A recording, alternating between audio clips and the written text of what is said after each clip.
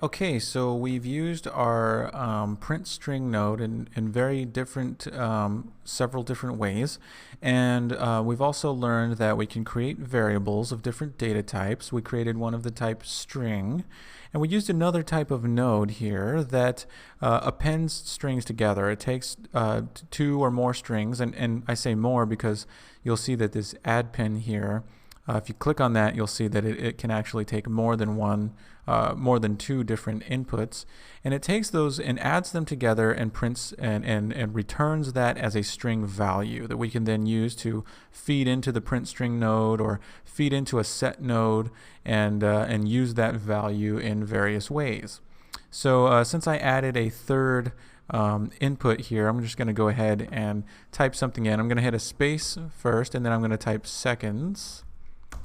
And then we can go back and see that now we've basically appended three different things. We got the delta seconds, we got the actual delta time string, and then we got seconds added to the end of that. So that's the append string, the append node rather, and you'll notice that this node is different than this one. See, they both have an F, meaning they're both functions, but one of them has an input and an output execution pin, and the other one just has input and output data type values. And that's because append doesn't need to be connected to execution wires, and these nodes are known as blueprint pure nodes. It's pure because it doesn't need an input or output execution pin. All it does is it performs some sort of calculation, or in this case, concatenation or appending of or adding of different string values, and then just returns a value. It doesn't actually get actively executed, not like this print string. So there's these two different types of functions, and they can be used like so. So if it doesn't have an input execution or an output execution pin, you can simply use it and use that return value for whatever you need. But if it's got an input execution pin, you must actually drag the execution wire into it in order for it to work. So now that we've seen how to use event tick and event begin play, the other one that we saw here is event actor begin overlap, and we're going to see how to use that one in this video.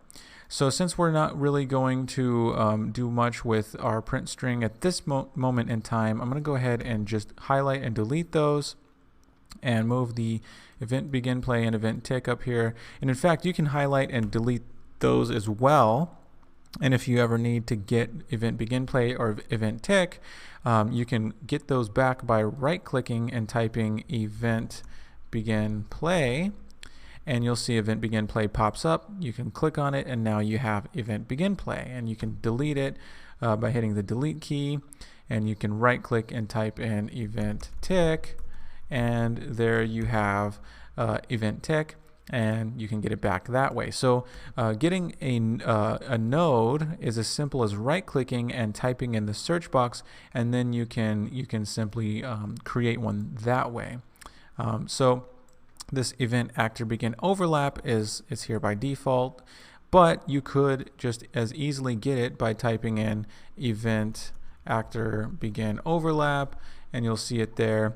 So this event actor begin overlap node is a event similar to event begin play and event tick, but this one gets fired under different circumstances. So whereas event begin play gets fired at the beginning of the game and event tick gets called every single frame, this event actor begin overlap will be called when something overlaps with our actor. In other words, when something overlaps with any component in our actor. So as it stands, all we have is a cone right now, but we can add components to this, such as particular components designed to overlap with other things, like a box collision. So if we type in box, you'll see box collision, and we can select that here, and you'll see in the viewport that we've got a box now.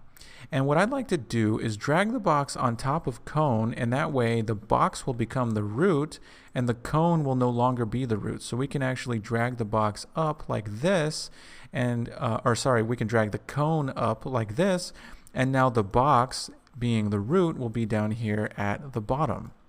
Now, a box collision is usually used for things to overlap or collide with it, and so it's typically not going to be seen in the game. So if we go back to our actor over here, you'll see now that we have a box collision, and you can see it here in the editor. If I select our actor by clicking on either the box or the cone, you'll see that we have a box, but if I hit play and I bring our ball over here, you can't see the box in the game because it's set to be hidden in the game. Now you have the option to see it in the game with the box component selected. If we come over here to the details panel and we go down to the rendering section, you'll see two checkboxes. One says visible. If you uncheck that, you can't see it at all. So we'll check that again. But if you uncheck hidden in game, now you'll see that when we press play and play the game, we can move our ball over. You'll see that we can now see that box. That overlap box is now visible. And so that's something that we can use for debug purposes to see the box in the game. Now what I'd like to do is we have our box and we have our event graph and we have this event actor begin overlap, and we'd like to use a print string node as like a sort of debug to show us when this actor begin overlap gets called. So if we drag off of this and type print, then we can use print string, and for our print string we can just, instead of hello, we can type in overlap ! And so this will be called whenever event begin overlap gets fired off. So we can go ahead and click play, and we can click in the world and we can bring our ball over here and we can overlap with the box, and you'll see overlap gets printed to the string every time we collide or overlap with the box. So this is a event that we use for overlap events, and that's why it's called event actor begin overlap. Now this will be called when anything overlaps with any component in our actor. It just happens to be that our cone is set to collide with things, so the ball is going to bounce off of the cone and not really overlap with it. Whereas a box is set by default to overlap with things, and that is why this event begin overlap will be called when something overlaps, because the box is basically anything will by default pass through it, and it will be detected that we have an overlap, and then we get this functionality called.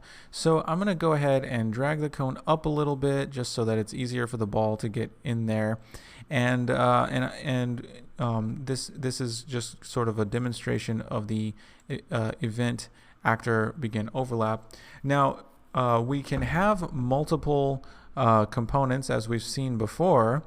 And if we wanted to, we can drag in or we can add a component here and add another overlap component. And you'll see that there are different shapes that we can use. For example, we can use a sphere. And if we select sphere collision, then we've got basically this sphere that's similar to the box. It's an overlap collision, but it's in the shape of a sphere. And so I'm going to go ahead and take the sphere and drag it up to the box, and you'll see that because the box is already the root, we can have the option to either make the sphere the new root or attach the sphere to the root. So I'm going to click attach, and now we'll see that we have our sphere. We can move it around. It's attached to the root, which is now the box, and we can move this off to the side like this. And over here in the details panel, we have under shape, we have sphere radius, and we can set this, it's set to 32. If we want, we can set it to something bigger like 60. And also, when you have a box with a float value like this, you'll see that we've got the cursor, when we hover over it, it has a left and right arrow, and we can click and drag left and right, and that will actually change the value by clicking and dragging. And so that allows us to scale the sphere up a little bit. And just like with the box, with our sphere selected, we can take our rendering and uncheck hidden in game. And that way, if we go back into the game, we can click play, and you'll see that we can actually see that sphere and see that box. Now, we can overlap with the sphere, and we get that overlap message printed to the screen, or we can overlap with the box, and the overlap message gets printed to the screen. And that's because, again, if we go back to the event graph, event actor begin overlap gets called, it gets fired off every time something overlaps with any component in our actor. So it doesn't matter if it overlaps with the sphere or the cone, it doesn't matter, either one will trigger this, and we'll get string printed.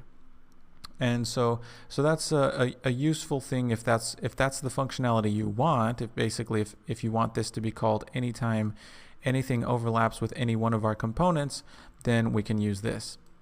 Now, there is the option to have logic fired off when something overlaps with a particular component. And that is a component begin overlap event. So if we go ahead and select our box, and we come down in here and right click, and we type in begin overlap, you'll see that we have a couple of options here. We have add on component begin overlap up here, and then it shows up event actor begin overlap, and that's the one that we already have out here. Actor begin overlap gets, again, fired off when any component of this actor overlaps with something. But we have on component begin overlap, and that's a different one, and you'll see that it's a bigger node, and it's slightly different. And what we can do here is, because as soon as we created this node, you'll see that in parentheses it says box, and that means that this is unique and specific to our box component. And so if we take a print string node and Control C and Control V to copy it, we can go ahead and drag this, and in our print string we can say overlap with box component.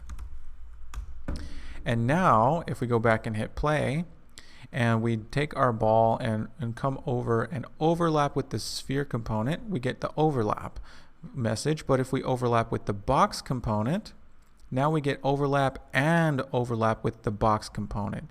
So not only is our event actor begin overlap being fired off, but also the component begin overlap specifically gets fired off, and that will be unique to the box, whereas the other one is called when either one of them gets overlapped with. And we can do the same thing with the sphere. If we have sphere selected, we can right click and type component, or simply begin overlap, and we have the actor begin overlap and the component begin overlap. If we select component, now we have a new one, and you'll see that this one has parentheses with sphere because this one is unique to the sphere component.